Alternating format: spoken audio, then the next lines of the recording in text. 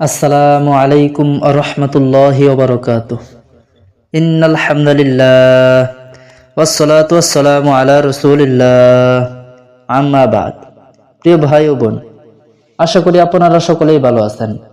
আলহামদুলিল্লাহ, আল্লাহ সুবহানাহু ওয়া তাআলার অশেষ মেহেরবানিতে আমি অনেক ভালো আছি।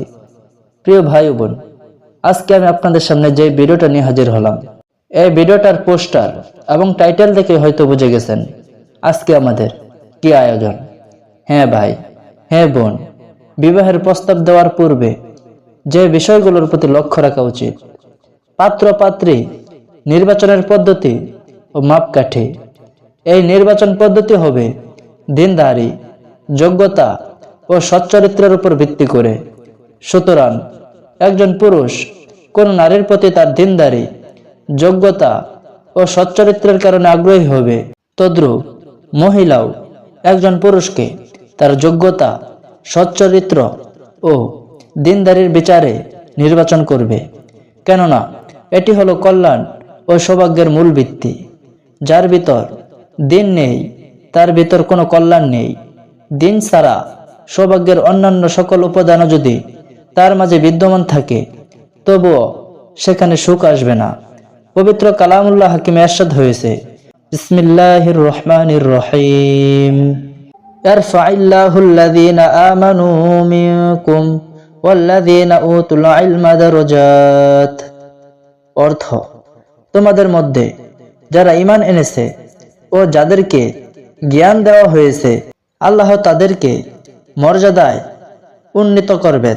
এই আয়াতে আল্লাহ তাআলা ইলমকে যদিও মর্যাদা বৃদ্ধির কারণ বানিয়েছেন, কিন্তু এর সাথে ঈমান থাকতে হবে সেটাও বলে দিয়েছেন। কেননা ঈমান তথা দিন ছাড়া কল্যাণ আসবে না। ফলাফল দাঁড়ালো, দিন না থাকলে কল্যাণ আসবে না।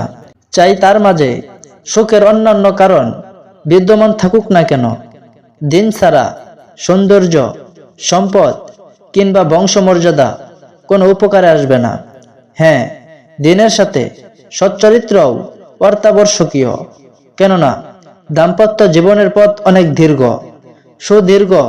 এই পথে রয়েছে অনেক চাওয়া পাওয়া, যা সঠিকভাবে প্রাপ্তির প্রয়োজন এই দিন ও সচ্চরিত্রের।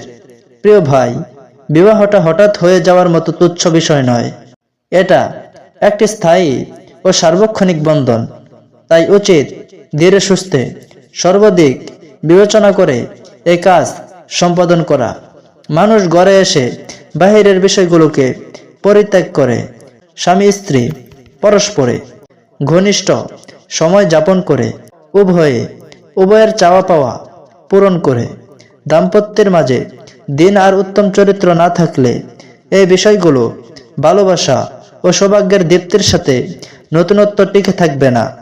প্রিয়, প্রতিটি বস্তুই অধিক মেলামেশার দ্বারা এক সময় শুকিয়ে যায়, নিস্তেজ হয়ে যায়। কিন্তু দিন ও সচ্চরিত্রের বিষয়টি ভিন্ন।